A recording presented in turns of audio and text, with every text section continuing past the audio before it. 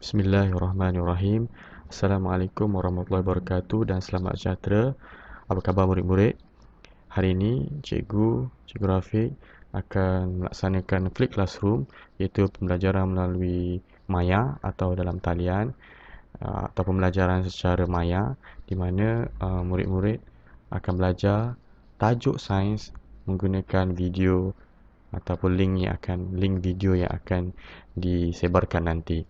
Jadi apa yang saya perlukan untuk murid-murid bersediakan, pertama adalah alat tulis, yang kedua buku teks, dan yang ketiga buku nota. Okey, murid-murid perlu membuat catatan apa yang kita sampaikan seperti mana dalam kelas, mana cikgu mengajar dalam kelas, cikgu murid catat.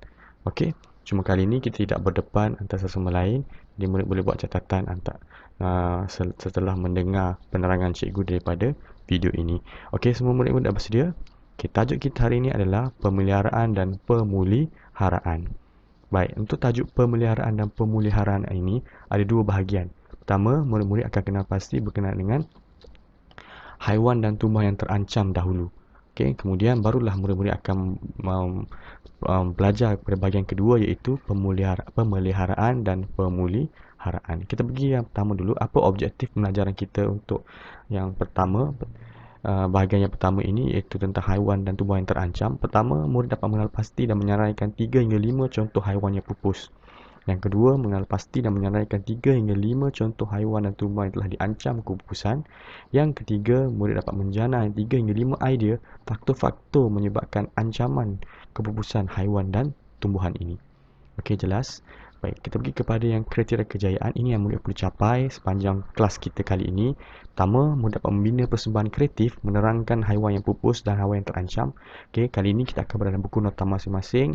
Murid buat dalam buku nota masing-masing, murid mula letakkan gambar dan sebagainya berkenaan dengan haiwan pupus dan terancam ini. Kemudian murid snap gambar dan send kepada saya personal melalui WhatsApp saya. Okey, bukan dalam grup ya, secara personal. Baik, yang kedua, murid membentangkan hasil kerja kumpulan dalam platform yang sesuai. Seperti sebut tadi, snap gambar dan WhatsApp secara personal kepada cikgu.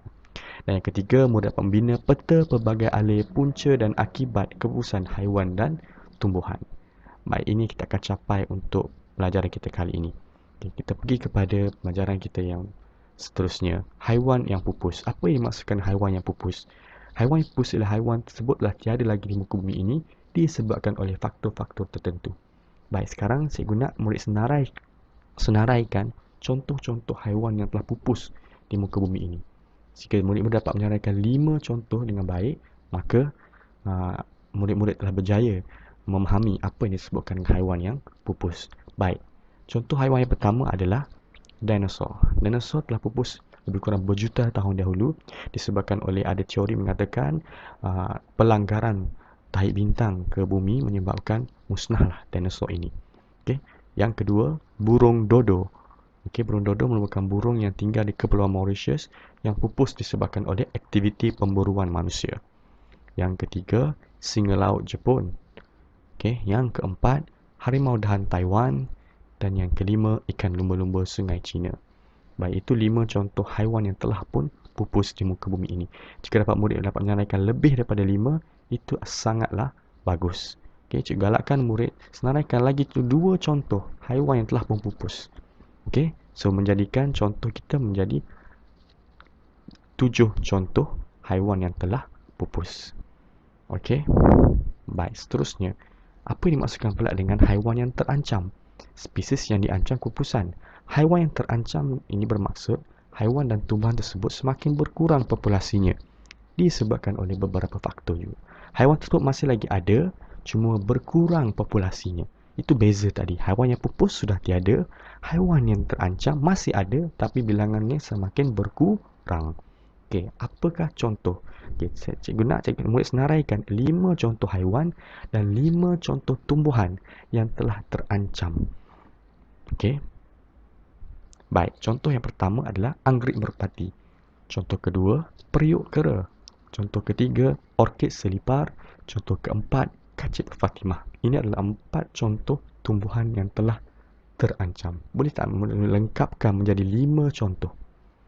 Jadikan 5 contoh tumbuhan yang telah terancam. Okey, buat dalam bentuk peta pokok pun boleh, dalam bentuk senarai pun boleh. Okey, dalam buku nota masing-masing. Okey. Next, kita pergi pada haiwan yang terancam. Okay, haiwan yang pertama adalah dugong. Haiwan yang kedua adalah penyu. Yang ketiga, orang utan. Yang keempat adalah harimau. Okey. Dan yang kelima, tapir. Boleh tak murid tambah satu lagi contoh menjadikan haiwan ini 6 contoh haiwan yang terancam kepupusannya. Okey. Tambah lagi satu contoh menjadikan haiwan ini 6 contoh haiwan terancam daripada kepupusan. Okey. Baik, kita pergi kepada pembelajaran kita seterusnya. Punca menyebabkan ancaman kepupusan hidupan liar ini. Ada beberapa punca yang menyebabkan kenapa haiwan ini semakin lama semakin berkurang dan seterusnya pupus di muka bumi ini. Baik, yang pertama adalah penerokan hutan secara tidak terancang. Okey, penerokan hutan bermaksud mereka bersara leluasa meneroka hutan, menebang hutan secara tidak terancang. Yang kedua, pembalakan haram, pembalakan tanpa kebenaran. Yang ketiga, pemburuan haram, sama juga pemburuan tanpa kebenaran daripada pihak berwajib. Yang keempat, pencemaran tidak terkawal. Yang kelima, pembakaran hutan. Dan yang keenam, tumpahan minyak di lautan. Dan yang ketujuh, bencana alam seperti gempa bumi, puting beliung dan juga banjir. Ini adalah 7 contoh punca yang menyebabkan kepupusan hidupan.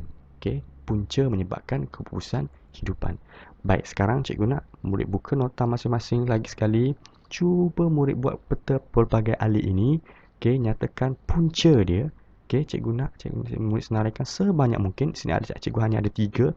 Tapi kalau cikgu murid dapat cari 7, 8, senaraikan 8 punca tersebut di sini di bahagian kiri ini. Dan kemudian senaraikan sekurang-kurangnya 3 akibat daripada perbuatan-perbuatan atau faktor-faktor tadi.